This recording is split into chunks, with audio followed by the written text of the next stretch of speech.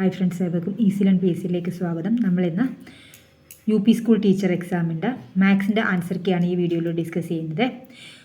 3√3 എന്ന ശ്രേണിയിൽ എത്രാമത്തെ പദമാണ് 729 എന്നാണ് ചോദിച്ചിരിക്കുന്നത്. നമുക്ക് കണ്ടുപിടിക്കേണ്ട വാല്യൂ എത്ര? എന്നിൻ്റെ വാല്യൂ ആണ് നമുക്ക് കണ്ടുപിടിക്കേണ്ടത്. എന്നിൻ്റെ വാല്യൂ ആണ് കണ്ടുപിടിക്കേണ്ടത്. ഇവർ തന്നിരിക്കുന്ന വാല്യൂസൊക്കെ നമുക്ക് എഴുതാം. എയുടെ വാല്യൂ എത്രയാണെന്ന് തന്നിട്ടുണ്ട്, √3 ആണ് തന്നിട്ടുണ്ട്. ആറിൻ്റെ വാല്യൂ എത്രയാണ്? 3/√3 ആണ് ആറിൻ്റെ വാല്യൂ വരുന്നത്. 3/√3 എന്ന് പറയുമ്പോൾ എത്രയാണ്? √3. ആറിൻ്റെ വാല്യൂ കിട്ടി. ഇത്രയും കാര്യങ്ങൾ മനസ്സിലായല്ലോ. √3 എന്ന ശ്രേണിയിൽ എത്രാമത്തെ പദമാണ് 729? നമുക്ക് n ആണ് കണ്ടുപിടിക്കേണ്ടത്. നമുക്കറിയാവുന്ന ഫോർമുല എന്താ? a × r⁻n−1 എന്നുള്ളതാണ് നമുക്ക് 729 എന്ന് തന്നിരിക്കുന്നത്. a × r⁻n−1 ആണ് 729 തന്നിരിക്കുന്നത്. എയുടെ വാല്യൂ എത്രയാണ്? √3. ആറിൻ്റെ വാല്യൂ എത്രയാണ്? √3⁻n−1 = 729. അപ്പം നമുക്കറിയാം ഈ 729ന് 3യുടെ പവറായിട്ട് എഴുതാം. എത്രയായിട്ടും 3�6 ആണ് 729 എന്നറിയാം. അപ്പം നമുക്ക് √3യുടെ രണ്ടിലോ കോമൺ ആയിട്ടുള്ളതുകൊണ്ട് √3 എടുത്തു. 1 + n-1. അപ്പോൾ ഇത് നമ്മൾ ക്യാൻസലായിപ്പോൾ അപ്പോൾ √3⁻n = 3⁻6 എന്ന് കിട്ടും. √3 എന്ന് പറഞ്ഞു കഴിഞ്ഞാൽ എത്രയാണ്? 3⁻1/2 ആണ് √3. 1/2 × n = 3⁻6 എന്ന് കിട്ടും.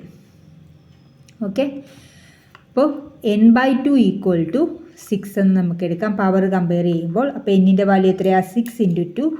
എന്നിൻ്റെ വാല്യൂ എത്രയാണ്? 6 × 2 = 12. അപ്പോൾ ആൻസർ എത്ര വരും? 12. ഓപ്ഷൻ ബി ആണ് വരുന്നത്, 12. അടുത്തത് 5/8 + 3/4 + 1/2 = ഡാഷ് എന്നാണ് ചോദിച്ചിരിക്കുന്നത്. അതിനകത്ത് 3/4 അര എത്രയാണ്? 1/4 ആണ്. അപ്പോൾ 1/4 എന്ന് എഴുതാം. 1/4 നമുക്ക് എങ്ങനെ എഴുതാം? 1/4 എന്ന് എഴുതാം. + 5/8. 4 4 5/4 + 5/8. 5/4 + 5/8. അപ്പോൾ 8 ഡിനോമിനേറ്റർ വരുമ്പോൾ എത്ര വരും?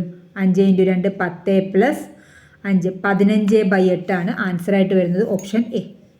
അടുത്ത ക്വസ്റ്റ്യനിലേക്ക് പോകാം. √0.00625. നമുക്കറിയാം 625ൻ്റെ റൂട്ട് 25 ആണെന്നറിയാം. ഇനി നമ്മൾ നോക്കേണ്ടത് റൂട്ടിനകത്ത് എത്ര ഡെസിമൽ പ്ലേസസ് ഉണ്ടെന്ന് നോക്കാം. റൂട്ടിനകത്ത് 6 ഡെസിമൽ പ്ലേസസ് ആണുള്ളത്.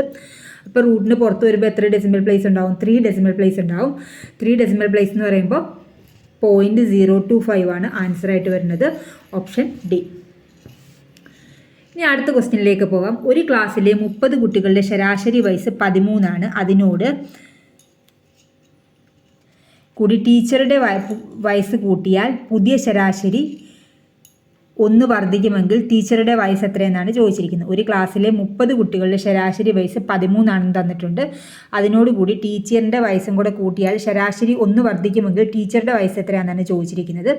ടീച്ചറുടെ വയസ്സ് കണ്ടുപിടിക്കാനുള്ള ഫോർമുലയാണ് പുതിയ ശരാശരി + പഴയ ആളുകളുടെ എണ്ണം × ശരാശരിയിലെ വ്യത്യാസം. പുതിയ ശരാശരി എത്രയാണ് വന്നിരിക്കുന്നത്? ആദ്യത്തെ ശരാശരി 13 ആണെന്ന് ഇവർ തന്നിട്ടുണ്ട്. പിന്നെ എന്ത് കൂടുമെന്ന് പറഞ്ഞിട്ടുണ്ട്? 1 വർദ്ധിക്കുമെന്നും പറഞ്ഞിട്ടുണ്ട്. അപ്പോൾ പുതിയ ശരാശരി എന്ന് പറയുന്നത് 13 + 1 എത്രയാണ്? 14 വന്നു. പഴയ ആളുകളുടെ എണ്ണം എത്രയാണ്? പഴയ ആളുകളുടെ എണ്ണം 30 ആണ്. 14 + 30 × ശരാശരിയിലെ വ്യത്യാസം എത്രയാണ്? 1 വയസ്സ് കൂടുമെന്നാണ് പറഞ്ഞിരിക്കുന്നത്. അതുകൊണ്ട് 30 × 1 30 + 14 44 ആണ് ആൻസറായിട്ട് വരുന്നത്. ഒരു സഞ്ചിയിലുള്ള 2 രൂപ നാണയങ്ങളുടെയും 10 രൂപ നാണയങ്ങളുടെയും 5 രൂപ നാണയങ്ങളുടെ എണ്ണങ്ങളുടെ അംശബന്ധം 5:8:7 നാണയങ്ങളുടെ ആകെ തുക 1250 രൂപയുമാണെങ്കിൽ സഞ്ചിയിലുള്ള 5 രൂപ നാണയങ്ങളുടെ എണ്ണം എത്ര എന്നാണ് ചോദിച്ചിരിക്കുന്നത്. ഈ ക്വസ്റ്റ്യൻ ചെയ്യണമെങ്കിൽ നമുക്ക് 2 രൂപ നാണയങ്ങൾ എത്ര ഉണ്ടെന്നാണ് പറഞ്ഞിരിക്കുന്നത്? 5x. 10 രൂപ നാണയങ്ങൾ എത്ര ഉണ്ടെന്നാണ് പറഞ്ഞിരിക്കുന്നത്? 8x. 5 രൂപ നാണയങ്ങൾ എത്ര? 7x. ഇത്രയും തന്നിട്ടുണ്ട്. അപ്പം നമുക്ക് ഓരോ നാണയങ്ങളുടെ തുക കണ്ടുപിടിക്കണം. അതായത് 2 രൂപ നാണയങ്ങൾ 5x ആണെന്ന് പറഞ്ഞിട്ടുണ്ട്. അപ്പം അതിൻ്റെ ആകെ തുക എത്രയാണ്? 5x × 2 = 10x ആണ് 2 രൂപ നാണയങ്ങളുടെ തുക. 10 രൂപ നാണയങ്ങൾ എത്രയാണെന്നാണ് പറഞ്ഞിരിക്കുന്നത്? 8x ആണ് 10 രൂപ നാണയങ്ങൾ.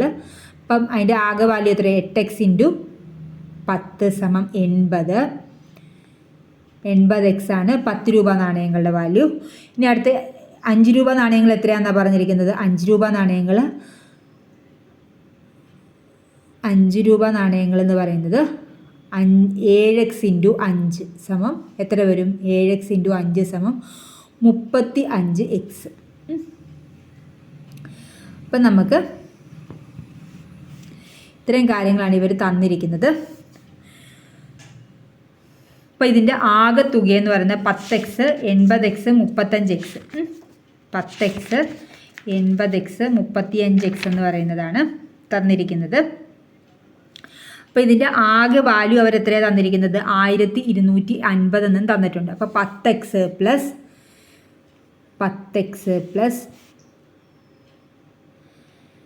80x plus 35x equal to എത്രയാണ് തന്നിരിക്കുന്നത്? 1250 തന്നിട്ടുണ്ട്. അപ്പോൾ എക്സിൻ്റെ വാല്യൂ നമുക്ക് എങ്ങനെ കണ്ടുപിടിക്കാം? ഇതെല്ലാം കൂടെ കൂട്ടിയാൽ മതി. 80 10 90 10 100 125x എന്ന് പറയുന്നത് എത്രയാണ്? 125x എന്ന് പറയുന്നതാണ് എന്ത്? 1250. അപ്പോൾ എക്സിൻ്റെ വാല്യൂ എത്രയാണ്? എക്സിൻ്റെ വാല്യൂ 1250/125 10 എന്ന് കിട്ടി. എന്നിട്ട് പറഞ്ഞിട്ടുണ്ട് എക്സിൻ്റെ വാല്യൂ 10 എന്ന് കിട്ടുമ്പം 5 രൂപ നാണയങ്ങൾ എത്ര എണ്ണമാണെന്നാണ് പറഞ്ഞിരിക്കുന്നത്? 7x ആണ് 5 രൂപ നാണയങ്ങളുള്ളത്. അപ്പോൾ 7 × 10 70 ആൻസറായിട്ട് വരുന്നത്.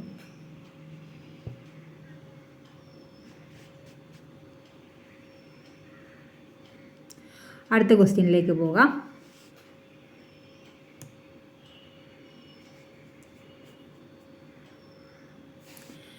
പതിനെട്ട് ജോലിക്കാർ ഒരു മതിൽ പണിയാൻ 52 മണിക്കൂർ എടുക്കുമെങ്കിൽ അതേ ജോലി 36 മണിക്കൂർ കൊണ്ട് ചെയ്ത് തീർക്കാൻ എത്ര ജോലിക്കാർ അധികം വേണം? ഇതിനുള്ള ഫോർമുല എന്താണ്? m1d1 = m2d2. അങ്ങനെ വരുമ്പോൾ 18 ജോലിക്കാർ ഒരു മതിൽ പണിയാൻ 52 മണിക്കൂർ എത്രയാണ്? 18 × 52 = 36 ജോലിക്കാർ എത്ര? 36 മണിക്കൂർ. അപ്പോൾ 36 × 36 മണിക്കൂർ എത്ര ആൾക്കാർ പണി ചെയ്യണമെന്നാണ് ചോദിച്ചിരിക്കുന്നത്. അപ്പം m2 × 36. ഇപ്പം എന്ത് ചെയ്താൽ മതി? അങ്ങനെ വരുമ്പോൾ 18 × 52/36 എന്ന് കിട്ടും ഈക്വൽ ടു m2. 18 2 36 2 വെച്ച് കൂട്ടുമ്പോൾ 26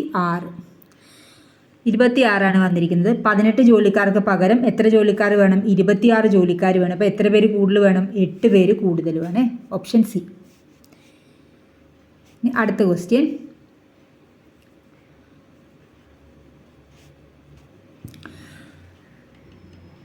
മണിക്കൂറിൽ 54 കിലോമീറ്റർ വേഗതയിൽ ഓടുന്ന ഒരു ട്രെയിൻ 18 സെക്കൻഡ് കൊണ്ട് ട്രാക്കിനരികിൽ നിൽക്കുന്ന ഒരു മരത്തിനെ കടന്നു പോകുന്നതെങ്കിൽ ട്രെയിനിൻ്റെ നീളം എത്രയെന്നാണ് ചോദിച്ചിരിക്കുന്നത്. ഇപ്പോൾ ട്രെയിനിൻ്റെ നീളം എന്ന് പറയുന്നത് ഒരു മരത്തിനെയാണ് കടന്നു പോകുന്നത്. അതുകൊണ്ട് ട്രെയിനിൻ്റെ നീളം എന്ന് പറയുന്നത് ട്രെയിൻ ഓടിയ ദൂരം തന്നെ ആയിരിക്കും ട്രെയിനിൻ്റെ നീളമായിട്ട് വരുന്നത്. അപ്പോൾ നമുക്കറിയാവുന്ന ഫോർമുല എന്താ? വേഗത ഈക്വൽ ടു ദൂരം ബൈ സമയം. ഇതാണ് നമുക്കറിയാവുന്ന ഫോർമുല. എന്താണ്? വേഗത ഈക്വൽ ടു ദൂരം ബൈ സമയം. വേഗത തന്നിരിക്കുന്നത് km/hലാണ്, സമയം തന്നിരിക്കുന്നത് സെക്കൻഡിലുമാണ്. അപ്പം നമുക്ക് ആദ്യം km/h m/s ആക്കണം. അപ്പോൾ എന്താണ്? വേഗതയിൽ അവിടെ 54 km/h m/s ആകാൻ എന്ത് വെച്ച് ഗുണിച്ചാൽ മതിയാവും? 54 × 18 ചെയ്ത് കഴിഞ്ഞാൽ km/h m/s ആക്കാം. ഈക്വൽ ടു ദൂരം ബൈ സമയം. ദൂരം ബൈ സമയം എത്ര സെക്കൻഡാണ്? 18 സെക്കൻഡ് കൊണ്ട് പോകുന്നതാണ് പറഞ്ഞിരിക്കുന്നത്. അപ്പോൾ 2 സെക്കൻഡിലേക്കായി. 18 3 54 അപ്പോൾ എത്ര? 15 3 ഈക്വൽ ടു ദൂരം ബൈ 18 സെക്കൻഡ് 18. അപ്പോൾ ദൂരം എത്രയാണ്? ദൂരം ഈക്വൽ ടു 18 × 15 വരും. അതിൻ്റെ ആൻസർ എത്രയാണ്? 270. 18 × 15 എത്രയാണ്? 270 ട്രെയിനിൻ്റെ നീളം. ട്രെയിനിൻ്റെ നീളം എത്രയാണ്? 270. അടുത്ത ക്വസ്റ്റ്യൻ.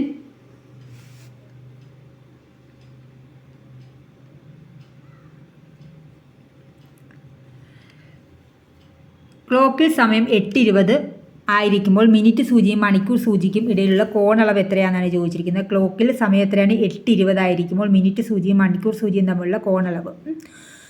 അപ്പം നമുക്ക് 30 hour minus 11/2 എന്നാണ് ഇതിൻ്റെ ഫോർമുല ഏതാണ്? 30 hour minus 11/2 മിനിറ്റ്.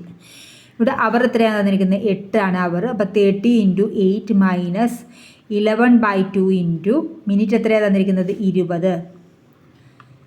അപ്പോൾ എത്രയാണ്? 20 രണ്ടും കൂടെ പോകുമ്പോൾ 10, 110, 324, 240 മൈനസ് 110 എന്ന് പറയുമ്പോൾ എത്ര വരും? 130.